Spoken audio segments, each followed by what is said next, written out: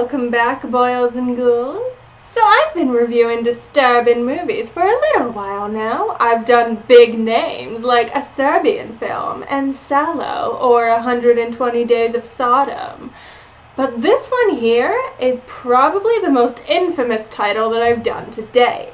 It's also the first movie that got its director arrested. I mean, sure, they wanted to take Sallow to court, but that was more on the people who were willing to sell copies of the movie than anything. This one had its actual director, Ruggero Deodato, arrested on obscenity charges, as well as facing charges for murder. More on that in a little bit. Before we get started, make sure that you subscribe to this channel and click that little bell thingy to get notified. I post regular movie reviews and gameplays, all with a horror theme to them. So trust me when I say that you won't want to miss what's coming. Don't believe me? Stick around to the end of the episode to find out what movie I'll be discussing next time. And trust me, this one's a doozy. Cannibal Holocaust was an Italian film released in 1980. The story goes that Deodato came up with the idea while talking to his son about the media coverage for the terrorism of the Red Brigades.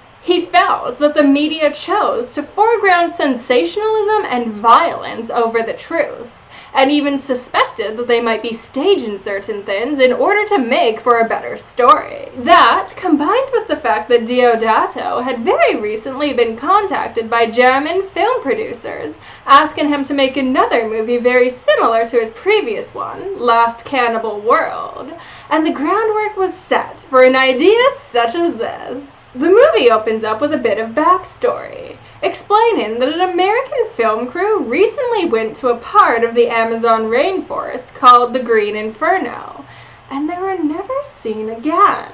But one guy, Professor Harold Monroe, commits to go into the Green Inferno to find out what happened to them. One little fun fact, Professor Monroe is actually played by Robert Kerman, a porn star who saw this as his opportunity to break into mainstream acting. When Professor Monroe arrives at his destination, he's warned about 3 enemy tribes. The Yakumo, who seem to have the most peaceful relationship with the white people in the area, and the Yanomamo and the Shamatari, who hate white people and are in fact cannibals. It may be worth mentioning that these are real Amazonian tribes, and that Deodato used natives as extras. In real life, the relationship between these tribes isn't quite as strained as the movie tries to make it look, and none of them are cannibals. The closest thing is that the Yanomamo tribe will engage in post-mortem ritual cannibalism, but as far as, actually hunting white people for food,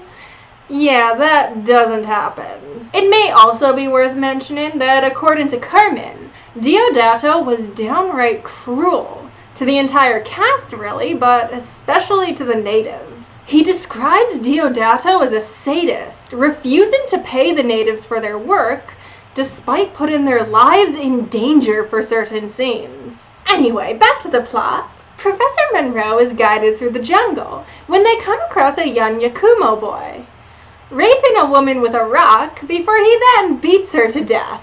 Professor Monroe wants to get involved, but his guides won't let him, telling him that adultery is a serious crime here, and if the boy doesn't kill her, then he'll be punished when he returns to his tribe. They follow the Yakumo boy back to his tribe, where they discover that the American film crew had already been here and greatly disturbed everyone. But there's no other sign of them than that.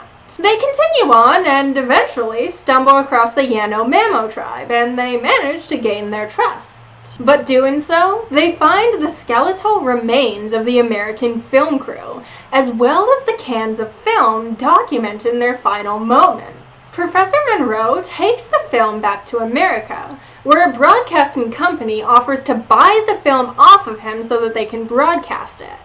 But he insists on at least viewing the thing first. Watching the tapes back, we see the American film crew and their guide making their way through the jungle when the guide gets bit by a snake. They chop his leg off to try and save him, but the guide ends up dying anyway. It may also be worth mentioning that they use a real snake for this, and when they chop the snake to bits afterwards, yeah, that's real. And the turtle that they graphically rip apart, yeah, real turtle. In total, this movie is responsible for the deaths of a coati, a turtle, a tarantula, a boa constrictor, 2 squirrel monkeys, and a pig. And the actors on set who had to kill these animals weren't always comfortable with it.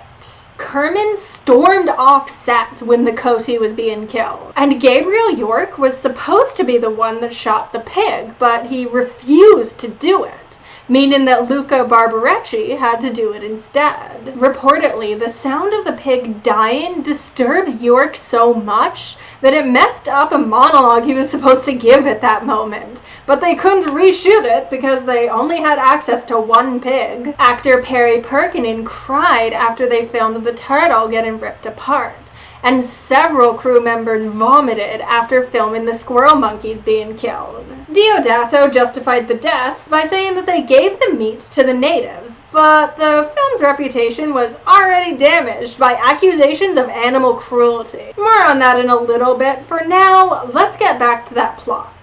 The filmmakers arrive at the Yakumo tribe, where they then proceed to corral all the natives into one hut and set it on fire, so that they can stage a massacre for their documentary. Afterwards, 2 of the filmmakers have sex in the rubble of the burned huts. And oh boy, did this part of the movie cause issues on set. First, actress Francesca Chiardi suggested that they, actually have sex in the jungle.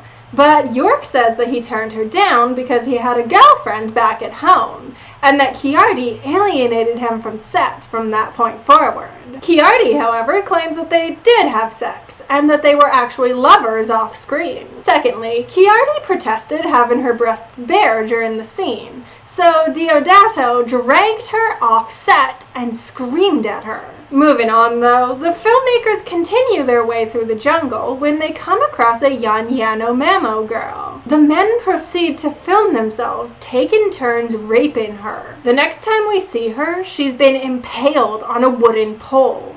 And although the filmmakers claim that her tribe did it as punishment for no longer being a virgin, there's also the implication that they may have done it themselves to make the tribe look more brutal. Shortly afterwards, the Yanomamo tribe catches up to them, gang rape the woman, murder them all, and, of course, cannibalize them. The movie ends with the station agreeing that it's probably best not to air this footage, and then Professor Monroe wonders about the state of the Western world, asking who's the real cannibals. Upon its theatrical release, this movie seemed to be doing really well. It even got to be the 2nd highest grossing movie in Japan at the time. But after a couple months, the movie was pulled from theaters, and Deodato was arrested for obscenity. And to make matters worse, Deodato was very much trying to push this narrative that Cannibal Holocaust was a snuff film. You can sort of think of this as the first hint to shaky cam.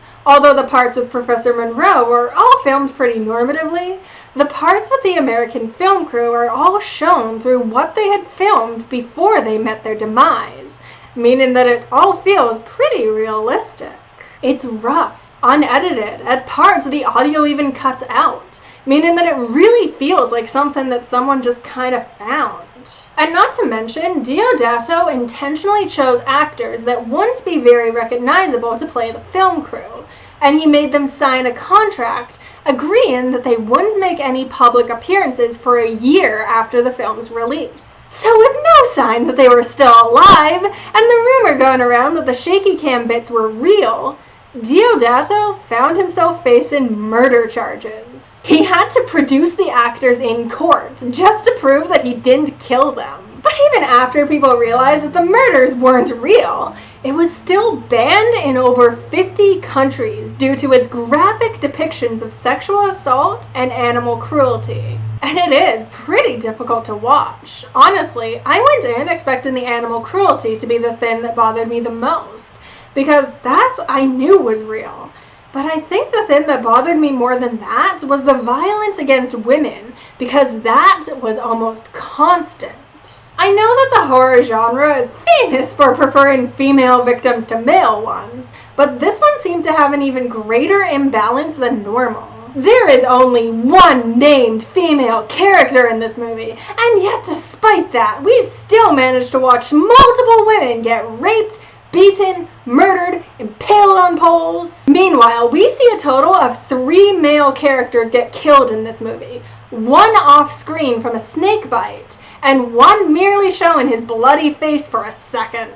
Only 1 male character receives a death scene that equals the extravagance of every single female character's death. I mean, hell, the most famous image from this movie is literally a native woman's corpse. This movie also has a tendency to depict natives as savages, which, yeah, I know. Go figure, it's called Cannibal Holocaust. But the movie only really works if you go into it with the assumption that Western civilization is inherently more empathetic and refined than the tribes of the Amazon.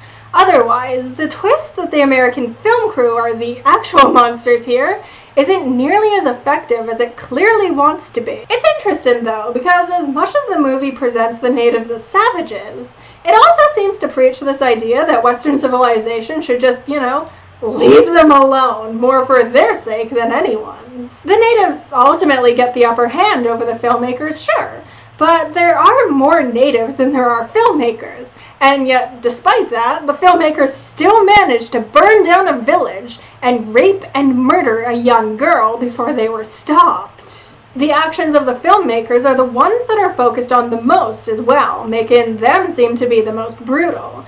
The rape of the young girl seems to go on forever, and it is so uncomfortable to watch. But no matter what, I can't deny that this movie was definitely influential. It paved the way for movies like The Blair Witch Project, which similarly made use of the whole found footage style and tried to pass itself off as a true story. And then we have someone like Eli Roth, who found Cannibal Holocaust so influential that he went on to make his own cannibal movie, The Green Inferno. I think the thing that people like most about Cannibal Holocaust is just how realistic it all feels. This could all be actual footage. If the animal deaths are real, who's to say the human deaths aren't?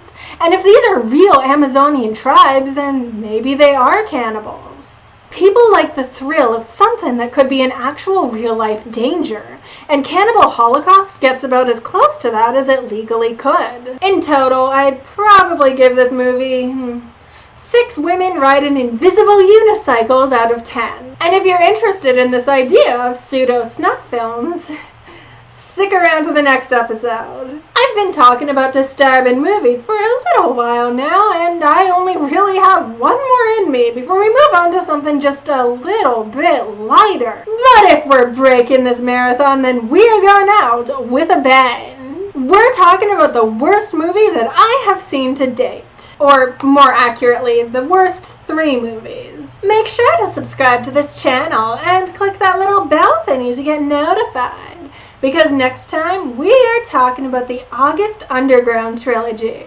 And trust me when I say that you won't want to miss that one. Give this video a like if you enjoyed it, and while you're down there, why don't you leave me a comment? Let me know if you've ever seen Cannibal Holocaust, and if so, what did you think of it? Thank you so much for watching, my pets, and I will see you next time. Love you.